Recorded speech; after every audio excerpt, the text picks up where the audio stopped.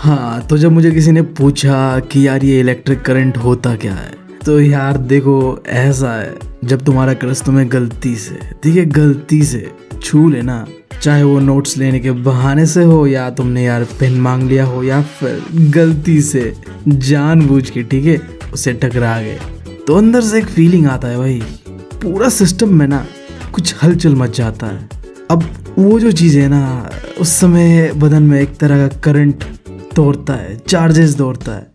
इसी को तो कहते हैं हम इलेक्ट्रिक करंट, नहीं कहते हैं क्या? हाँ कहते हैं। बट देखो तुम यार सीबीएसई वालों को ऐसा नहीं समझा सकते, तो यार ये रहा तुम्हारा डेफिनेशन जो कि तुम इस्तेमाल करोगे। इलेक्ट्रिक करंट क्या है यार? जो इलेक्ट्रिक चार्जेस मूव करते हैं ना, फ्लो करते हैं ना, इसी को तो कहता है इलेक्ट्रिक करंट।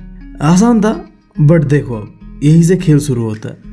तुम्हें पता है ये सब्जेक्ट है फिजिक्स, और फिजिक्स में न्यूमेरिकल्स बहुत ज़्यादा है, और न्यूमेरिकल्स करना है तो फॉर्मूला चाहिए होगा, और फॉर्मूला तुम्हें रटना पड़ता है।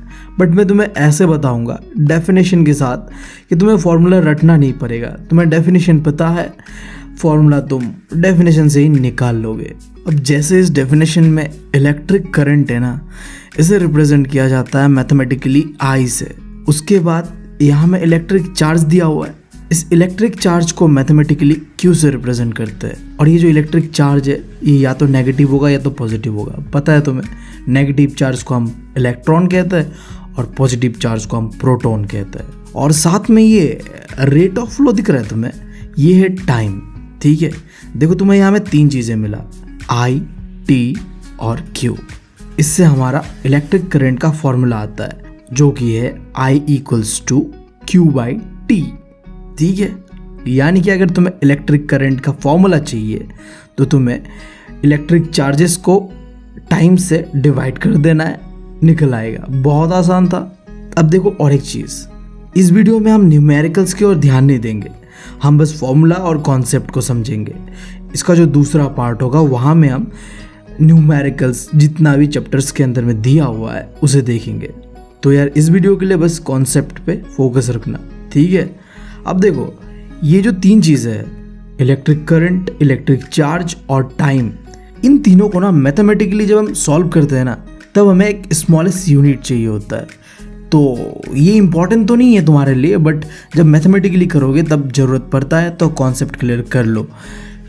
तो जो ऐसा यूनिट है करंट का वो है एम्पियर, और चार्ज का ऐसा यूनिट है कूलम, और टाइम का तो तुम्हें पता ही है, सेकंड।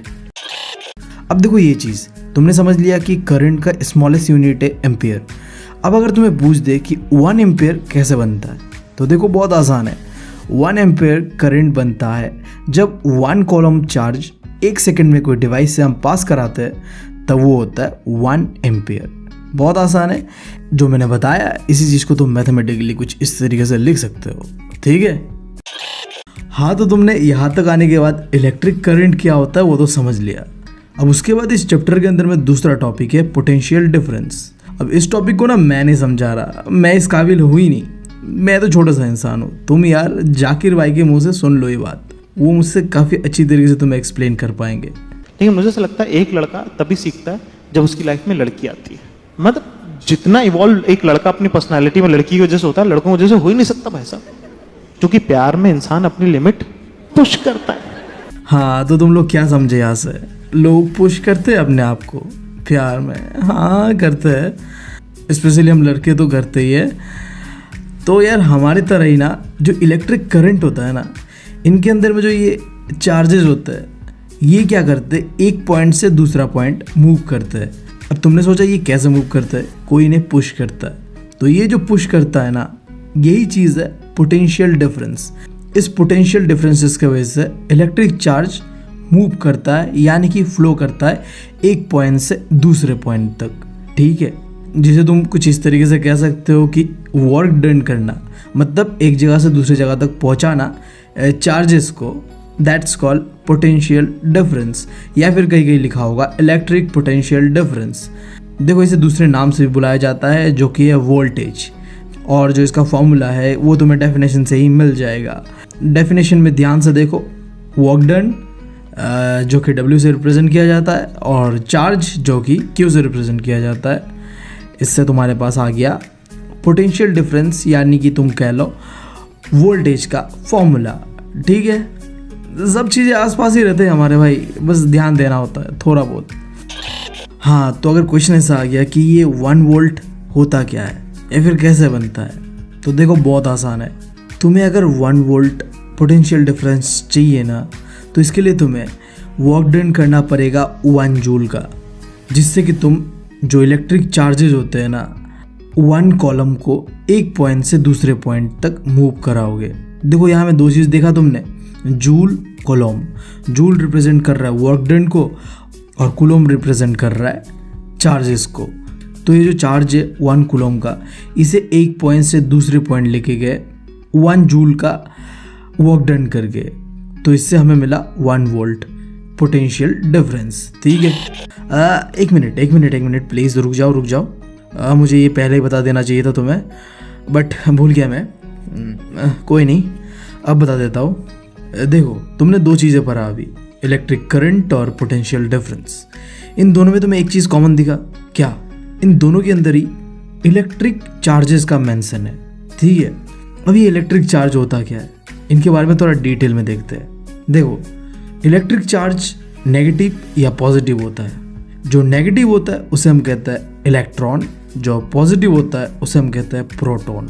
ठीक है, अब देखो यह क्वेश्चन इस तरीके से बनता है कि इलेक्ट्रिक करंट का या फिर इलेक्ट्रिक चार्जेस का डायरेक्शन को बताओ। तो बहुत आसान है यार। अजीब बहन का लौड़ा है ये, मुझे मालूम है। अब देखो, ये जो चार्जेस के अंदर में नेगेटिव चार्ज है ना, इसे यार इलेक्ट्रॉन कहते थे, ये हमें पता नहीं था। तो हम यार मान के चलते थे कि यार जो चार्जेस होता है ना वो पॉजिटिव से नेगेटिव की ओर जाता है, और क्योंकि चार्जेस पॉजिटिव से नेगेटिव की ओर जाता है तो करंट भी पॉजिटिव से नेगेटिव की ओर जाता होगा। ठीक है, बट फिर हमें पता चलता है कि नहीं यार, ये जो प्रोटॉन है ये तो मूव ही नहीं करता है। तो सवाल उठता है यार, जब ये मूव ही नहीं करता है तो करंट पॉजिटिव से नेगेटिव की ओर कैसे जाता है? तो फिर हमें पता चलता है ये जाता है इलेक्ट्रॉन की वजह से। इलेक्ट्रॉन ऑपोजिट डायरेक्शन पे जाता है करंट के। ठीक है, अगर करंट पॉजिटिव से नेगेटिव की ओर जाता है तो प्रोटॉन नेगेटिव से पॉजिटिव की ओर जाता है, यानी कि करंट और इलेक्ट्रॉन के बीच ऑपोजिट रिलेशनशिप होता है। That's it. तो आई गेस अब तुम्हें डायरेक्शन को लेके कोई प्रॉब्लम होना नहीं चाहिए। आता है क्वेश्चंस कभी कभी, तो देख लेना। अब आता है इस चैप्टर का तीसरा टॉपिक, इलेक्ट्रिक सर्किट। अब देखो, मैंने तुम्हें बताया कि जब तुम्हारा क्रश तुम्हें गलती से, ठीक है भाई, गलती से या तुम जानबूझ के उसे छू लो, तो सिस्टम में यार एक करंट दौड़ता है हमारे, ठीक है, अंदर से दौड़ता है। सही बात है। अब देखो, हमारा बॉडी में दौड़ता है ना करंट, तो ये बॉडी ना एक तरीके से सर्किट की तरह काम करता है, क्योंकि सर्किट क्या है, एक क्लोज और कंटिन्यूस पाथ है जिसके अंदर में इलेक्ट्रिक करंट जो होता है फ्लो करते रहता है। तो तुम कह सकते हो कि तुम्हारा बॉडी जब तुम्हारा क्रश तुम्हें छूता है तो बिल्कुल वो एक सर्किट की तरह काम करता है जहाँ चार्जेस फ्लो करते रहता है। समझ गए? अब देखो, तुम सर्किट क्या होता है वो तो समझ गए। अब सर्किट को जब तुम ड्रॉ करोगे ना, कुछ सिंबल्स का जानना जरूरी है। उन सिंबल्स को देख लो। सबसे पहला है सेल। अब यहाँ ना ये दिखने में कुछ ऐसा होता है जिसके अंदर पॉजिटिव और नेगेटिव चार्जेस को दिखाया जाता है। अब यहाँ ध्यान देना, ये जो पॉजिटिव सिंबल है ये थोड़ा लंबा होता है और नेगेटिव थोड़ा छोटा होता है। वैसे तो साइज डजंट मैटर, बट हाँ फिजिक्स में मैटर करता है। हाँ मैटर करता है। पॉजिटिव थोड़ा बड़ा होता है और नेगेटिव थोड़ा छोटा होता है। तुम समझ रहे हो? और जब ये जो सेल्स है ना, ये एक साथ मिल जाते हैं ना, ग्रुप ऑफ सेल्स, तो इसे हम कहते हैं बैटरी। तुमने देखा होगा बैटरी के अंदर में कई सारे सेल्स होता है, ठीक है। तो ग्रुप ऑफ सेल्स को या फिर बैटरी को कुछ इस तरीके से बनाया जाता है। और तीसरा है स्विच। देखो, हमारे पास जो भी सर्किट होता है उस सर्किट को बंद या फिर खोलने के लिए स्विच होता है, और जो कि कुछ इस तरीके से दिखता है जब वो बंद होता है। और जब हम सर्किट को खोल देते हैं तो अंदर में एक डॉट डाल देते हैं जिससे कि वो स्विच कुछ इस तरीके से दिखता है, ठीक है। अब इसके बाद है वायर्स। तो वायर्स भी दो तरीके का होता है, एक नॉर्मल वायर होता है लंबा सा, और जब हम वायर्स को जोड़ते हैं तो कुछ इस तरीके से दिखता है। फिर बल्ब का तो तुम्हें पता ही है। फिर है रेजिस्टर्स। ये रेजिस्टर्स क्या होता है मैं आगे बताऊंगा, अभी के लिए देख लो डायग्राम बस, ठीक है। तो इस रेजिस्टर का डायग्राम कुछ ऐसा होता है, स्ट्रेट होके फिर वेवी सा होता है फिर स्ट्रेट, ठीक है। अब देखो रेजिस्टर्स ऐसा तो होता है, फिर अलग एक तरह का होता है जिसे हम कहते हैं वेरिएबल रेजिस्टर्स, या फिर तुम कह सकते हो इसे रियोस्टेट। सेम रेजिस्टर्स जैसा ही दिखता है, बट यह एक छोटा सा डिफरेंस है, ये बीच में एक एरो दिख रहा है ऊपर की ओर जाते हुए। जब ऐसा लग जाता है ना रेजिस्टर्स के ऊपर, इसका मतलब ये नॉर्मल रेजिस्टर्स नहीं है, ये एक वेरिएबल रेजिस्टर, या फिर तुम कह सकते हो ये है रियोस्टेट। अभी ये क्या होता है वो भी आगे देखेंगे हम, अभी के लिए बस सिंबल्स को देखो। उसके बाद है वोल्ट मीटर, और आखिरी है एमीटर, जो कि दिखने में कुछ ऐसा है, ठीक है। अब देखो एक चीज़ है, अगर तुम्हें नापना है ना पोटेंशियल डिफरेंस या वोल्टेज को, तब तुम इस्तेमाल करोगे वोल्ट मीटर का, और अगर तुम्हें नापना है करंट तो तुम इस्तेमाल करोगे एमीटर का। देख रहे हो कितना आसान है, बहुत आसान है यार। हाँ, तो अब तुम्हें इलेक्ट्रिक करंट और पोटेंशियल डिफरेंस क्या होता है ये तो समझ आ गया, बट जो चीज़ तुम्हें आज समझ आया ना, ये चीज़ आज से 200 साल पहले इन 1827 इस महाजन को समझ आया। और भाई साहब जब उसने समझा ना, तो उसने इसके ऊपर एक लॉ ही दे दिया। बताओ यार, तुम्हें समझ आया था, ठीक है शांत रहो। नहीं, हम तो यार लॉ दे के ही मानेंगे, और बच्चों का ज़िंदगी बर्बाद करके ही मानेंगे। तो चलो करते हैं बर्बाद।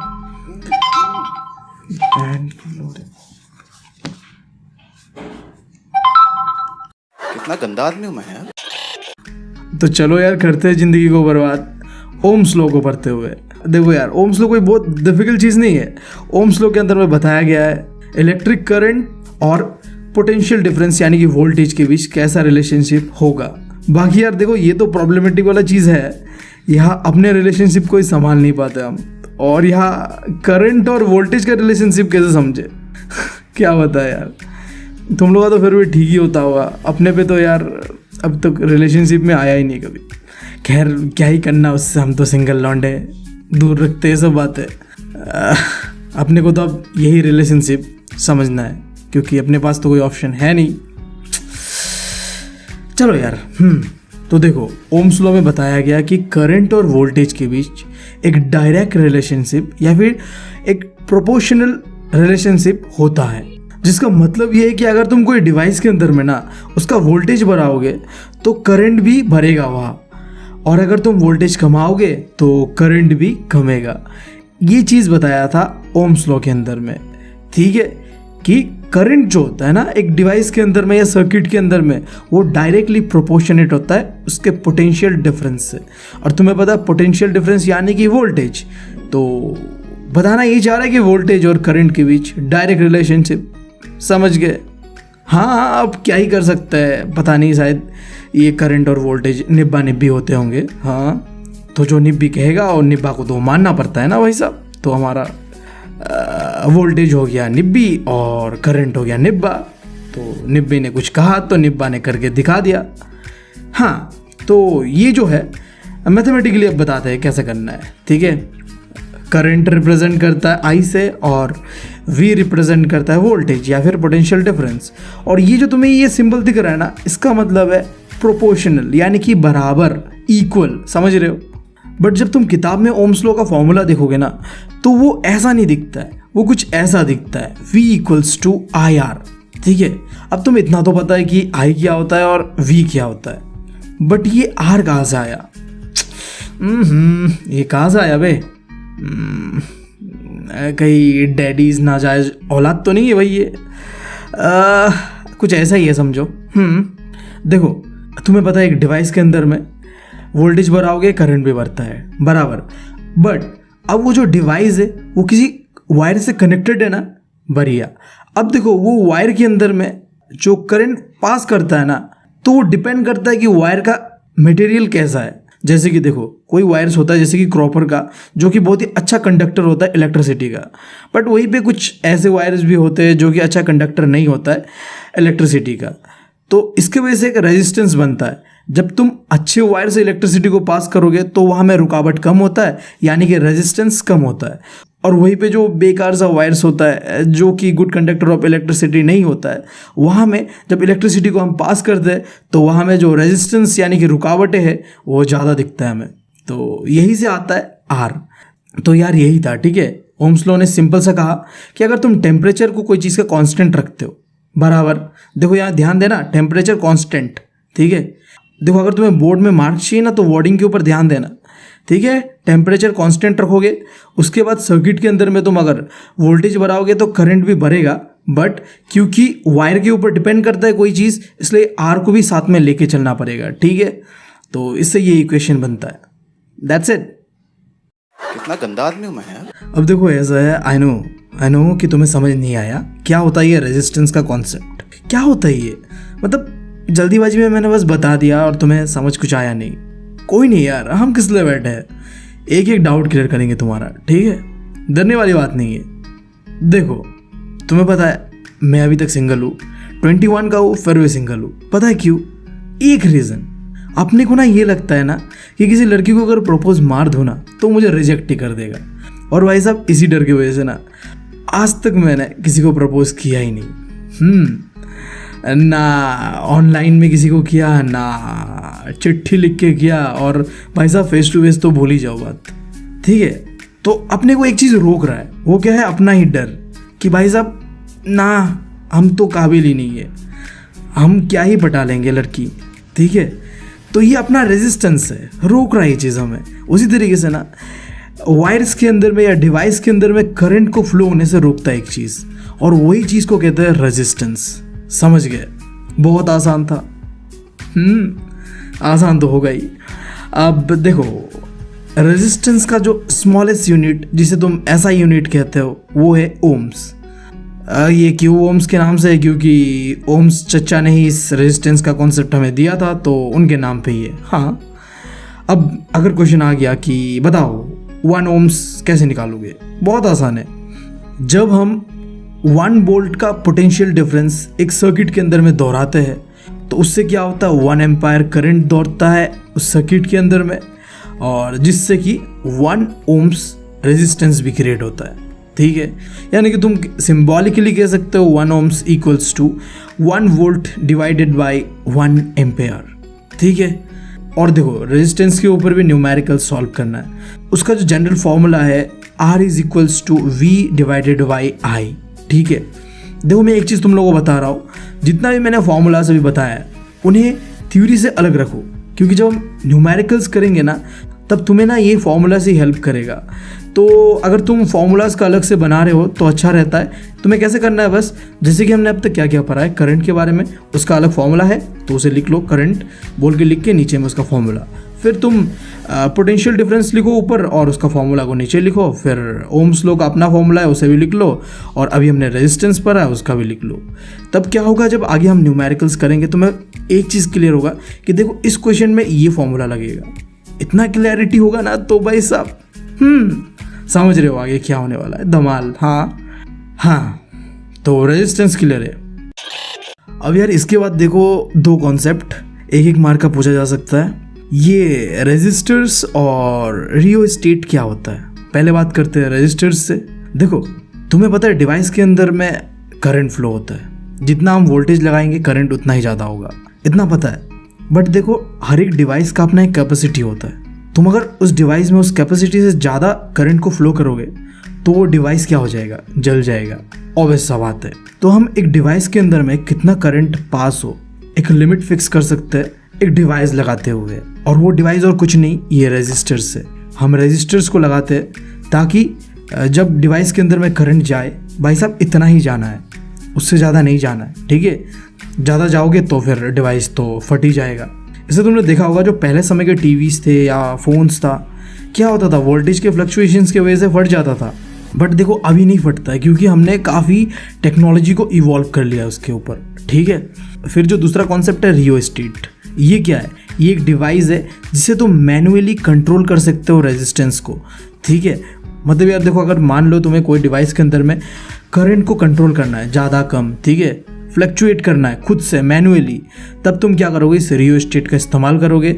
और जब तुम्हें ज़रूरत होगा ज़्यादा करने का तुम ज़्यादा कर लोगे, जब कम होगा कम कर लोगे। That's called rheostat. अब देखो इसके बाद जो अगला टॉपिक है, क्या क्या फैक्टर्स है जिसकी वजह से रेजिस्टेंस किसी भी कंडक्टर के अंदर में डिपेंड करता है। इसे ना थोड़ी देर के बाद समझते हैं। थोड़ा सा 2-3 कॉन्सेप्ट है, एग्जाम पॉइंट ऑफ व्यू से तो इतना रिलेटेड नहीं है, बट तुम्हें जो ये टॉपिक है ना, इसे समझाने के लिए वो समझना बहुत ज़्यादा ज़रूरी है। तो 2 मिनट लूँगा ज़्यादा से ज़्यादा, बट आई गेस तुम्हें इससे बहुत ज़्यादा मदद मिलेगा। देखो कोई भी जो चीज़ है ना, वो या तो गुड कंडक्टर ऑफ इलेक्ट्रिसिटी हो सकता है, या पुअर कंडक्टर ऑफ इलेक्ट्रिसिटी हो सकता है, या फिर वो हो सकता है इंसुलेटर। देखो गुड कंडक्टर यानी वहाँ आसानी से इलेक्ट्रिसिटी पास कर सकता है। तो ऐसे चीज़ों में ना रेजिस्टेंस काफ़ी लो होता है, क्योंकि वो इजीली करंट पास कर रहा है, तो रेजिस्टेंस ना के बराबर ही होगा, ऑब्वियस सा बात है। दूसरा है पुअर कंडक्टर ऑफ इलेक्ट्रिसिटी। इसके अंदर में क्या होता है, इलेक्ट्रिसिटी पास तो होता है, बट हाँ थोड़ा बहुत रुकावटें होता है, यानी कि रेजिस्टेंस होता है बट बहुत ही लिमिटेड होता है। फिर जो तीसरा है इंसुलेटर्स, इसके अंदर में इलेक्ट्रिसिटी पास ही नहीं होता है भाई साहब, जिसका वजह से इसका जो रेजिस्टेंस है ना वो बहुत ही ज़्यादा होता है। ये चीज़ क्लियर है। अब एग्जाम्पल के लिए तुमने यार वायर्स को देखा है, इसके अंदर में जो अंदर वाला पार्ट होता है ना, क्या होता है, वो मेटल का बना हुआ होता है, यानी कि वो होता है good conductor of electricity. But ऊपर का जो वो रबर वाला वायर होता है ना, वो क्या होता है, इंसुलेटर होता है। तुम अगर रबर को छूओगे तो तुम्हें करंट नहीं लगेगा, बट अगर तुम उस रबर के अंदर में जो मेटल है उसे छू लोगे ना भाई साहब, उसके बाद तुम इस दुनिया में तो रह नहीं पाओगे, तुम्हें बस स्वर्ग ही सुधारना पड़ेगा। हाँ, तो ये समझने के बाद अब हम बढ़ते हैं इस टॉपिक पे। तो पहला चीज़ देखो, किसी भी कंडक्टर के अंदर में रेजिस्टेंस कितना रहेगा नहीं रहेगा। जो पहला फैक्टर है कि उस कंडक्टर का लेंथ कितना है। अगर कोई कंडक्टर का लेंथ लंबा है तो रेजिस्टेंस भी ज़्यादा होगा। अगर वो कंडक्टर का लेंथ छोटा है तो उसका जो है रेजिस्टेंस भी कम होगा, पहला चीज़। दूसरा चीज़, रेजिस्टेंस कंडक्टर का डिपेंड करता है कंडक्टर का एरिया कितना है, यानी कि वो कितना मोटा है या कितना पतला है। देखो जनरली क्या होता है, अगर कोई कंडक्टर है, या कि तुम कंडक्टर ऐसे कंफ्यूज मत हो ना, ठीक है, वायर्स कुछ भी ले सकते हो, ठीक है, जहाँ से इलेक्ट्रिसिटी पास करता हो, ठीक है। अगर वो चीज़ ना मोटा होता है ना, तो उसके अंदर में इलेक्ट्रिसिटी आसानी से पास कर सकता है, तो वहाँ रेजिस्टेंस कम रहता है। और वहीं पे अगर वो चीज़ पतला हो, थिन हो, तब वहाँ में क्या होगा, करंट आसानी से पास नहीं कर पाएगा, रेजिस्टेंस ज़्यादा होगा। That's it. फिर जो तीसरा है नेचर ऑफ ए मटेरियल, वो तो मैंने अभी तुम्हें बताया ही है कि अगर कोई conductor good conductor of electricity है तो वहाँ में रेजिस्टेंस कम होगा, और अगर इंसुलेटर है तो वहाँ रेजिस्टेंस बहुत ज़्यादा होगा। ठीक है, तो यार खत्म ये टॉपिक भी फिर। हाँ, तो इसके बाद एक नया कॉन्सेप्ट, एक नया वर्ड, जिसके नाम से ही ना तुम्हारी गांड मतलब हाँ गाल तुम्हारी गाल लाल हो सकती है। बहुत ही खतरनाक वर्ड है। उस वर्ड का नाम है, उस कॉन्सेप्ट का नाम है रेजिस्टिविटी। देखो तुम्हें पता है रेजिस्टेंस का मतलब क्या होता है, रुकावटें। कैसे तुम एक वायर के अंदर में इलेक्ट्रिसिटी को रोकते हो, दैट्स कॉल्ड रेजिस्टेंस। ओके, यहाँ में देखो रेजिस्टिविटी और रेजिस्टेंस में एक छोटा सा अंतर है। देखो अगर मैं तुम्हें कहूँ एक वायर या फिर एक डिवाइस के अंदर में इलेक्ट्रिसिटी जब पास कर रहा था ना, तो उसे कितना रोका है तुमने, कितना रेजिस्टेंस दिखाया है, यानी कि मैं तुम्हें कह रहा हूँ न्यूमेरिकली निकाल के दिखाओ मुझे, तब ये कॉन्सेप्ट आता है रेजिस्टिविटी का। ठीक है, तो रेजिस्टिविटी कुछ नहीं है, कितना रेजिस्टिंग पावर है कोई भी मेटल के अंदर में इलेक्ट्रिक करंट को रोकने का, दैट्स कॉल्ड रेजिस्टिविटी। ठीक है, इसका जब तुम मैथमेटिकली कैलकुलेशन करोगे तो इसका जो स्मॉलेस्ट यूनिट है, या फिर तुम कह लो ऐसा यूनिट है, वो है ओम मीटर। और एक चीज़ देखो, रेजिस्टिविटी को इससे फ़र्क नहीं पड़ता है कि तुम्हारा कितना मोटा है और कितना लंबा है। क्या ऐसे क्या थे गिरो? अबे मैं वायर का बात कर रहा हूँ, कितना मोटा वायर, कितना लंबा वायर। साले डर्टी माइंडेड पीपल, कुछ भी मतलब ना, मतलब कुछ भी। सुनो, रेजिस्टिविटी में ये फ़र्क नहीं पड़ता कि तुम्हारा कितना लंबा है और कितना मोटा है वायर का लेंथ या थिकनेस। ठीक है, जबकि रेजिस्टेंस के अंदर में हमने पढ़ा था कि वो कितना लंबा है, कितना मोटा है और उसका मटेरियल कैसा है उसके ऊपर डिपेंड करता है। बट रेजिस्टिविटी के अंदर में सिंपली ये डिपेंड करता है कि कोई भी जो वायर है वो किस क्वालिटी का है, किस मटेरियल से बना हुआ है, दैट्स इट। हाँ, तो इसके बाद एक चीज़, अगर तुम्हें एग्जाम में ना इन दोनों के बीच का डिफरेंस पूछ दे कि बताओ रेजिस्टेंस और रेजिस्टिविटी में क्या डिफरेंस है, तो तुम ये जो मैंने लिख दिया है यहाँ में, तुम आगे देख पा रहे हो, इसे लिख देना। हाँ, मैं इसे एक्सप्लेन नहीं कर रहा, मैं ऑलरेडी कर चुका हूँ, वही चीज़ों को मैंने एक साथ लिख दिया है, ठीक है। तो आगे बढ़ते हैं। हमने पढ़ा रेजिस्टिविटी क्या होता है, हमने पढ़ा रेजिस्टेंस क्या होता है, और हमने कहीं ना कहीं थोड़ा बहुत तो तुम्हें बता ही दिया है कि रेजिस्टर्स क्या होता है। क्या होता है रेजिस्टर्स? जो इलेक्ट्रिक करंट को रोकता है कोई भी डिवाइस के अंदर में, वही तो होता है रेजिस्टर्स। हाँ, तो देखो रेजिस्टर्स को लगाने का दो तरीका होता है कोई भी डिवाइस के अंदर में। या तो हम रेजिस्टर्स को एक के बाद एक सीरीज में लगा सकते हैं, या फिर हम उन्हें एक के ऊपर एक करके पैरेलली लगा सकते हैं। तो हम पहले बात करते हैं कि अगर तुम रेजिस्टर्स को सीरीज में लगाओ, यानी कि एक के बाद एक लगाओ सीधे लाइन पे, तो क्या होता है? देखो बहुत सिंपल है। अगर तुम दो या दो से ज़्यादा रेजिस्टर्स को सीरीज में लगाओ ना, एक के बाद एक करके, तो उसका डायग्राम कुछ इस तरीके से बनता है। देख रहे हो तुम यहाँ में, R1 है पहला रेजिस्टर, R2 दूसरा और R3 तीसरा, ठीक है। अब जब तुम ऐसे लगाओगे ना इसे, तो करंट जो होगा ना वो पूरे सर्किट के अंदर में कांस्टेंट रहेगा, चेंज नहीं होगा, ठीक है। यहाँ में सिर्फ और सिर्फ चेंज होगा वोल्टेज। वोल्टेज इसलिए चेंज हो रहा है क्योंकि 3 रेजिस्टर्स है, तो तीनों रेजिस्टर में वोल्टेज अलग अलग रहेगा, ठीक है। अब देखो इसका जो फॉर्मूला है ना, जब तुम सीरीज में इसे प्लॉट करोगे तो RS equals to R1 plus R2 plus R3 है। देखो इस सर्किट के अंदर में 3 रेजिस्टर्स है, इन तीनों को कंबाइन करके एक सिंगल रेजिस्टर कहते हैं हम उसे RS, ठीक है। ये तो बहुत आसान था, बट यार देखो कभी कभी क्या होता है, CBC वाले ना ये जो तुम्हारा फॉर्मूला है ना, इसे इक्वेशन के तौर पे डिराइव करने देते हैं कि बताओ ये जो RS equals to R1 plus R2 plus R3 जो है ये आया कैसे। अब जब तुम इस सर्किट को ध्यान से देखोगे तो तुम्हारा नज़र जा रहा होगा V1 V2 V3, ये तीनों ही वोल्टेजेस है अलग अलग, ठीक है। तो इन तीनों को कंबाइनली एक सिंगल वोल्टेज बनता है जिसे हम कहते हैं VS, ठीक है, बराबर। अब वोल्टेज का फॉर्मूला क्या है? IR, हाँ यही तो है। आगे पहले तो याद है कि नहीं, ये तुम्हें याद है। अब जहाँ में भी वोल्टेज दिया हुआ है ना, इसे वोल्टेज को हटा के वोल्टेज का जो फॉर्मूला है उसे पुट कर दो, ठीक है। VS के जगह में IRS डाल दो, V1 के जगह में IR1, V2 के जगह में IR2, V3 के जगह में IR3। ये तुम्हारा कहाँ से आया? ब्रैकेट में लिख लेना, ये आया है ओम्स लॉ से, क्योंकि हमें पता है वोल्टेज इक्वल टू IR होता है, ठीक है। फॉर्मूला है ये, ओम्स लॉ है, ठीक है, बराबर। अब देखो इसमें से ना अभी क्या करो, I को कॉमन ले लो, ले लिया, क्योंकि देखो सब में I तो है बट R कॉमन नहीं है, क्योंकि R1 है, R2 है, R3 है, तीनों अलग अलग है, ठीक है। तो I को कॉमन ले लो और फिर R को अलग से रख लो। तो I को कॉमन ले लो और देखो कॉमन लेने के बाद इधर में I और इधर में I दोनों कट जाएगा। अब देखो ऑटोमेटिकली जो इक्वेशन हमें बनाना था वो आ चुका है। तो बहुत आसान है भाई, हम क्या करेंगे, पहले ओम्स लॉ का इस्तेमाल करके इस इक्वेशन को डिराइव कर सकते हैं, ठीक है। हमें वोल्टेज लेना है, वोल्टेज से फिर वोल्टेज का फॉर्मूला डालना है जो कि ओम्स लॉ से आता है, और फिर हमें कुछ डिडक्शन करना है। क्या डिडक्शन करना है? हमें I यानी कि करंट को माइनस कर देना है, कॉमन लेते हुए मेरा इक्वेशन ईजीली आ जाएगा। कुछ नहीं करने जैसा, आसान था। अगर अभी भी समझ नहीं आया तो मैं तुमसे कहूँगा कि रिवाइंड करके थोड़ा देख लो।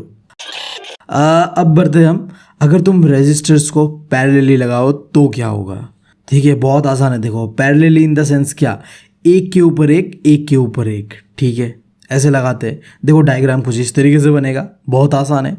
देखो जब तुम इस तरीके से कोई डायग्राम बनाओगे या फिर एक सर्किट बनाओगे ना, तो यहाँ में ना वोल्टेज क्या होगा, पूरे सर्किट के अंदर में बराबर रहेगा। ध्यान दो, जब तुम सीरीज में लगाते थे तब करंट कांस्टेंट रहता था, बट जब तुम लगाओगे पैरेलली तब वोल्टेज बराबर रहेगा, ठीक है। यहाँ में चेंज होगा करंट, और इसका जो जनरल फॉर्मूला है वो कुछ ऐसा है, 1/R P in the sense parallel, ठीक है। तो 1/RP से क्या बनता है, 1/R1 plus 1/R2 plus 1/R3, ठीक है। 3 रेजिस्टर्स है तो तीनों को कंबाइन करके बनता है 1/RP। ठीक है। हाँ, तो जैसे कि हमने पहले भी एक इक्वेशन डिराइव किया था कि ये जो भी ये जनरल फॉर्मूला है ना, ये आया कैसे। तो फिर से करते हैं, जब हम रेजिस्टर्स को पैरेलली लगाएंगे तब कैसा इक्वेशन बनेगा। बहुत आसान है। देखो जब हमने सीरीज़ में लिया था तब हमने वोल्टेज को लिया था। वोल्टेज को इसलिए लिया था क्योंकि वोल्टेज वहाँ में चेंज हो रहा था, करंट कांस्टेंट था। बट हम यहाँ में वोल्टेज नहीं ले सकते क्योंकि यहाँ वोल्टेज कांस्टेंट है, यहाँ में करंट चेंज हो रहा है। तो यहाँ में हम फॉर्मूला में सबसे पहले लेंगे करंट। तो करंट में IP equals to I1 plus I2 plus I3 ये है। फिर इसके ऊपर हम अप्लाई करेंगे ओम्स लॉ। देखो ओम्स लॉ डायरेक्टली तो अप्लाई नहीं कर सकते, तो थोड़ा मॉडिफिकेशन का ज़रूरत है। हमें पता है ओम्स लॉ में क्या होता है, V इक्वल्स टू IR होता है। तो अगर तुम्हें I निकालना है तो तुम्हारा इक्वेशन कुछ इस तरीके से बनेगा, V डिवाइडेड बाई R। ठीक है। तो जब तुम कर लोगे इसे तो तुम्हारा इक्वेशन कुछ इस तरीके से बनेगा, V divided by RP equals to V divided by R1 plus V divided by R2 plus V divided by R3। ठीक है। ये कहाँ से आया, ये आया ओम्स लॉ से थोड़ा सा मॉडिफिकेशन करने के बाद। अब आगे क्या करना है तुम्हें पता है पैरेलल में वोल्टेज कांस्टेंट होता है, यानी कि बराबर होता है। तो हम मान के चल रहे हैं यहाँ पे जितना भी वोल्टेज का वैल्यू है वो 1 होगा, तो सबके ऊपर हम V हटाकर 1 1 1 1 डाल देंगे। तो ये आ गया हमारा फॉर्मूला, या फिर तुम कह लो जनरल इक्वेशन। बहुत आसान है। हाँ, तो इसके बाद जो अगला टॉपिक है वो है हीटिंग इफेक्ट ऑफ करंट। देखो बहुत ही आसान सा टॉपिक है। ये टॉपिक बताने का कोशिश ये कर रहा है कि करंट की वजह से कैसे डिवाइसेस के अंदर में हीट जनरेट होता है। ठीक है, डिटेल में समझते हैं। जब इलेक्ट्रिक करंट कोई भी डिवाइस के अंदर से पास कर रहा होता है और अगर वो डिवाइस के अंदर में रेजिस्टेंस बहुत ही ज़्यादा होता है, तब क्या होगा, वहाँ हीट जनरेट होगा, and that's called heating effect of current. इतना आसान था, देख रहे हो। बट देखो जब तुम्हें लगे ना लाइफ में सब कुछ सही चल रहा है, सब चीज़ें यार स्मूथली चल रहा है, तब कोई बहन का लौड़ा आएगा और तुम्हारी ज़िंदगी में लौड़े लगा के जाएगा। और भाई साहब ये फिजिक्स में यही हो रहा है। ये जनाब आता है और कहता है देखो ये जो तुमने हीटिंग इफेक्ट ऑफ करंट को इतने आसानी से बताया ना, इसे मैथमेटिकली कैसे बताओगे तुम। मेरा लॉ ले लो, जूस लॉ ऑफ हीटिंग, इससे तुम मैथमेटिकली बता पाओगे। केला मॉकेल, बात बात में यहाँ में न्यूमेरिकल्स। मैं जा रहा हूँ, मुझे करना ही नहीं है। बोका चौदह बेला केला बाल अकुमान पसत न्यूमेरिकल्स ले आए मोय नको चल। अरे बीवी तुम, अरे क्या हुआ, क्या है भाई। हम ऑफेंड नहीं हो रहे, तुम क्यों हो रहे हो। अरे आ जाओ यार, देखो 100 की करवा देंगे तुम्हारा, हम पक्का प्रॉमिस कर रहे। आ जाओ। सच में 100 की करवा दोगे? अरे हाँ बीवी, करवा देंगे, पिंक की प्रॉमिस। ठीक है फिर आ रहा हूँ मैं। चलो प्लीज़, हाँ 100 के करवा दो प्लीज़। हाँ प्लीज़ जल्दी। हाँ बहुत एक्साइटमेंट है। चलो तो पढ़ते हैं जूस लॉ ऑफ हीटिंग के बारे में। देखो इस लॉ के अंदर में सिंपली ये कहा गया कि कोई भी डिवाइस के अंदर में हीट कैसे प्रोड्यूस होता है, 3 कारणों की वजह से। उस डिवाइस के अंदर में करंट कितना है, उस डिवाइस के अंदर में रेजिस्टेंस कितना है, और टाइम कितना लग रहा है। जितना ज़्यादा करंट फ्लो करेगा उतना ही ज़्यादा हीट जनरेट होगा, जितना ज़्यादा रेजिस्टेंस होगा उतना ही ज़्यादा हीट जनरेट होगा, और जितना समय तक तुम करंट को वहाँ से पास करोगे उतना ज़्यादा ही हीट जनरेट होगा। तुमने देखा होगा जब हम फ़ोन को बहुत देर तक यूज़ करते हैं तो वो गर्म हो जाता है, तो ये टाइम वाला फैक्टर है। और रेजिस्टेंस और करंट वाला तो तुम्हें पता ही है। ठीक है, अब जब तुम इसका फॉर्मूला देखोगे तो वो कुछ ऐसा है, H equals to I² RT। अब देखो I का मतलब तो करंट है, R का मतलब रेजिस्टेंस है, और T का मतलब टाइम है। अब यार प्लीज़ मुझसे ये मत पूछना कि यार ये I² क्या है, मुझे नहीं पता यार। मैंने ना लॉजिक का क्या किया, बत्ती बनाया और फिर अपने ही अंदर डाल लिया, तो मुझे नहीं पता। आगे बढ़ते हैं। अब देखो मैंने तुम्हें हीटिंग इफेक्ट ऑफ करंट क्या होता है बताया, उसे मैथमेटिकली कैसे दिखाया जाता है वो भी बताया, उसका फॉर्मूला भी बताया।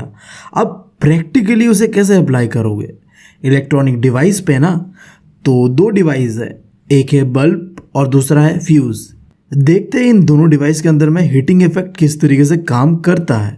पहले बात करते हैं बल्ब से। देखो जब तुम बल्ब को ध्यान से देखोगे अंदर पे तो एक छोटा सा वायर होता है, वो क्या से बना हुआ है, टंगस्टन। अब देखो टंगस्टन के अंदर में खासियत ये है कि इसके अंदर में रेजिस्टिविटी भी बहुत ज़्यादा होता है और मेल्टिंग पॉइंट भी बहुत ही ज़्यादा है। अब देखो इन दोनों खास चीज़ों की वजह से ये दो चीज़ कर पाता है, हीट जनरेट कर पाता है और लाइट जनरेट कर पाता है, और इसीलिए तो बल्ब ग्लो करता है। That's it. फिर बढ़ता है फ्यूज़ के ऊपर। अब देखो फ्यूज़ का तो क्या ही बताए, खुद हमारा फ्यूज़ उड़ा हुआ है, तो तुम्हें क्या पता है फ्यूज़ के बारे में। बस इतना समझ लो, अगर इतना बड़ा चैप्टर को मैं बस तुम्हें ऐसे ही बिना जोक्स बिना किसी चीज़ के बस पढ़ाते रहता ना, तो तुम्हारा दिमाग में शॉर्ट सर्किट होना तो पक्का था। बट एक चीज़ जो तुम्हारे दिमाग में शॉर्ट सर्किट होने से रोक रहा है वो है मेरा डबल मीनिंग वाला जोक्स आई गेस, जो कि काम कर रहा है एज ए फ्यूज़। जब भी तुम्हारे दिमाग में शॉर्ट सर्किट होने वाला होता है तो मैं फ्यूज़ की तरह फट जाता हूँ और तुम्हारा दिमाग को ठंडा कर देता हूँ। आई गेस ऐसा ही होता होगा। तो देखो फ्यूज़ भी कुछ इस तरीके से काम करता है। इलेक्ट्रॉनिक डिवाइस के अंदर में फ्यूज़ फिट करता है ताकि वो डिवाइस के अंदर में शॉर्ट सर्किट ना हो। That's it. देखो डिवाइस के अंदर में एक छोटा सा वायर फिट करते हैं हम, जो कि बना हुआ होता है कम्बिनेशन से, एलॉय है ये, तो आयरन, कॉपर और बहुत ज़्यादा चीज़ से बना हुआ होता है। अब इस वायर का खासियत ये है कि इस वायर के अंदर में रेजिस्टेंस तो बहुत ज़्यादा है बट मेल्टिंग पॉइंट बहुत कम है। अब यही चीज़ इसको फ़ायदा देता है, क्योंकि इसका मेल्टिंग पॉइंट कम है तो जब भी डिवाइस के अंदर में टेम्परेचर बढ़ता है due to change in the voltage, तब क्या होता है, ये जो फ्यूज़ है वो मेल्ट हो जाता है। तो जब ये मेल्ट हो जाता है तो पूरा सर्किट डिस्कनेक्ट हो जाता है और तुम्हारा डिवाइस जो है वो शॉर्ट सर्किट होने से बच जाता है। देख रहे हो कितना आसान है। तो यही है फ्यूज़ का काम, तुम्हारा डिवाइस को शॉर्ट सर्किट होने से रोकता है।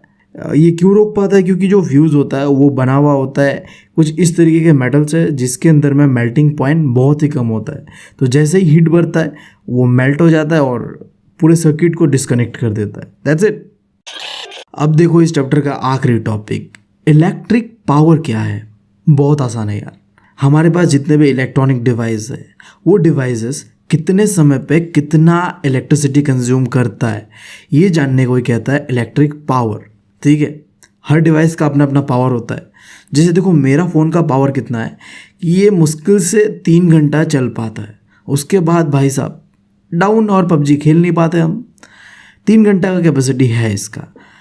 तो इसका जो इलेक्ट्रिक पावर है वो है 3 आवर्स। ठीक है, तो इलेक्ट्रिक पावर का ऐसा यूनिट यानी कि स्मॉलेस्ट यूनिट क्या है, वाट है। और क्या होगा, तो अगर तुम्हें सवाल आ गया कि 1 वाट कैसे निकालोगे, बहुत आसान है। 2 चीज़ चाहिए, करंट और पोटेंशियल डिफरेंस। देखो कैसे, अगर तुम कोई भी डिवाइस या सर्किट के अंदर में 1 एम्पायर करंट दोहराते हो और साथ ही साथ 1 वोल्ट पोटेंशियल डिफरेंस भी लगाते हो ना, तब तुम्हारे पास आएगा 1 वाट इलेक्ट्रिक पावर बराबर।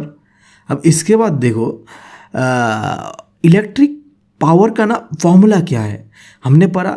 देखो तुम्हें पता है फिजिक्स का आदत है, कोई भी टॉपिक पढ़ोगे उसके ऊपर तुम्हें मिल जाएगा अपना एक फॉर्मूला। बट देखो दुख की बात यह है, ये जो एक छोटा सा टॉपिक है इलेक्ट्रिक पावर, इसमें ना 3 फॉर्मूलास है। अलग अलग क्वेश्चन पे तुम अलग अलग फॉर्मूलास इस्तेमाल करोगे। पहला फॉर्मूला है P = VI, दूसरा फॉर्मूला है P = V²R और तीसरा फॉर्मूला है P = V²/R। देख रहे हो। अब देखो ये 3 फॉर्मूलाज है, इन तीनों फॉर्मूलाज को हम अलग अलग क्वेश्चंस पे इस्तेमाल करेंगे। सपोज देखो कोई क्वेश्चन है जहाँ तुम्हें बताया गया है कि वोल्टेज और करंट के बीच कैसा रिलेशन है, तब तुम पहला फॉर्मूला का इस्तेमाल करोगे। फिर अगर तुम्हें पूछ दिया नहीं करंट और रेजिस्टेंस के बीच कैसा है, तब तुम दूसरे फॉर्मूला का इस्तेमाल करोगे। और आखिर अगर तुम्हें पूछ दे कि वोल्टेज और रेजिस्टेंस के बीच कैसा सब सीन चल रहा है, तब तुम तीसरे फॉर्मूला का इस्तेमाल करोगे। तो डिफरेंट फॉर्मूलाज यूज़ करेंगे डिफरेंट क्वेश्चंस पे, जो कि हम न्यूमेरिकल्स वाले वीडियो पे देखेंगे। आई गेस हाँ चैप्टर ख़त्म हो चुका है लगभग।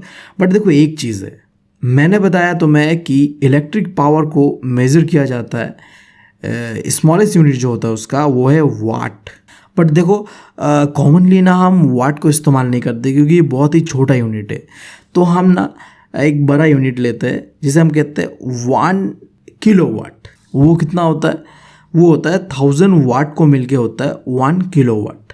ठीक है, तो तुम जब अलग अलग डिवाइस के अंदर में देखोगे तो वहाँ अलग अलग किलोवाट देखने मिलता है।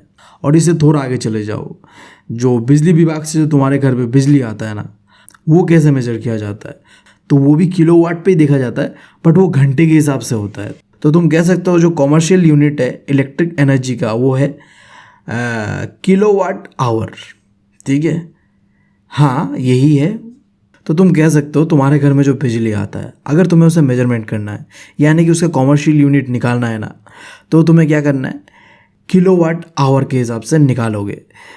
तो तुम्हें यहाँ पे मैं एक टास्क दे रहा हूँ कि तुम अपने एरिया पे जाके पता करोगे, किसी से भी पूछ लेना कि 1 यूनिट बिजली का तुम्हारे यहाँ कितना चार्ज किया जा रहा है। कर लोगे आई गेस, इतना तो कर ही सकते हो।